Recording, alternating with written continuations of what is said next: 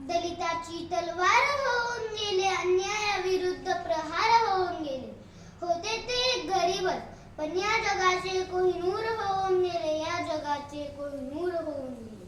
सर्वप्रथमतः या महामानवास माझे त्रिवार वंदन.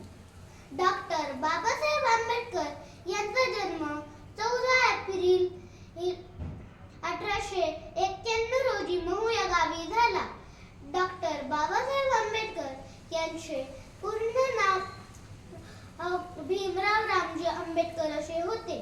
डॉक्टर बाबासाहेब आंबेडकर यांच्या वडिलांचे नाव रामजी असे होते व त्यांच्या आईचे नाव भीमाबाई असे होते. डॉक्टर बाबासाहेब आंबेडकर शालेय जीवनात अस्पृश्य म्हणून त्यांना खूप त्रास सहन करावा लागला. म्हणून त्यांनी दलितांचे उद्धार करायचे ठरवले.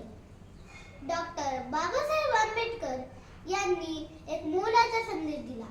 शिका, संघटित व्हा आणि संघर्ष करा. शिक्षण वाघिणीचे दूध आहे, जो पिल तो गुडगुरल्याशिवाय राहणार नाही. 6 डिसेंबर रोजी त्यांचा मृत्यू झाला.